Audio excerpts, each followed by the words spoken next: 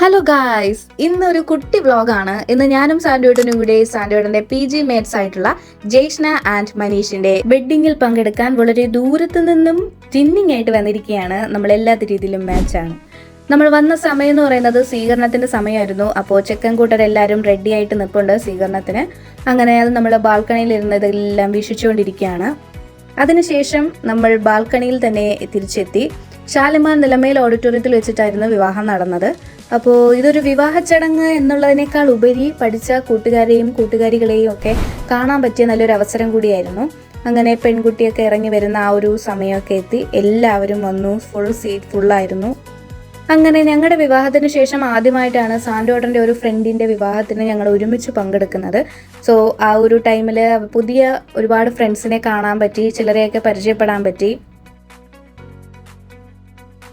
അങ്ങനെ അവരുടെ വിവാഹം വളരെ മംഗളകരമായി നടന്നുകൊണ്ടിരിക്കുകയാണ്. രണ്ട് ഹൃദയങ്ങൾ ഒന്നാകുന്ന ഈ നിമിഷത്തിൽ നന്മയും ഭാഗ്യവും നിറഞ്ഞ നല്ലൊരു ജീവിതമാകട്ടെ നിങ്ങൾക്ക്.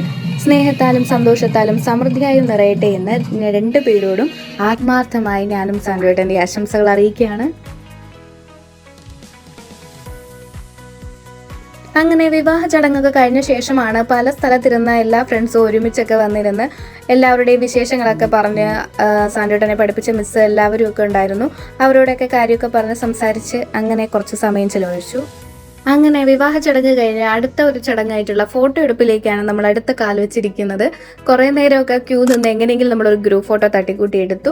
അതിനുശേഷം പിന്നെ ഊണിന് വേണ്ടിയിട്ടുള്ള കാത്തിരിപ്പായിരുന്നു. ഒരു വല്ലാത്ത കാത്തിരിപ്പ്.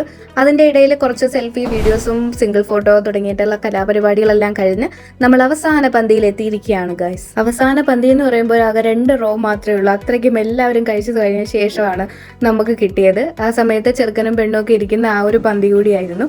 അങ്ങനെ ഒന്നും നോക്കിയില്ല, നമ്മുടെ ഫുഡ് റെഡിയൊക്കെ തകൃതിയെ നടന്നു. അതിനുശേഷം സാരി മാറ്റലുണ്ടായിരുന്നു പെൺകുട്ടിക്ക്.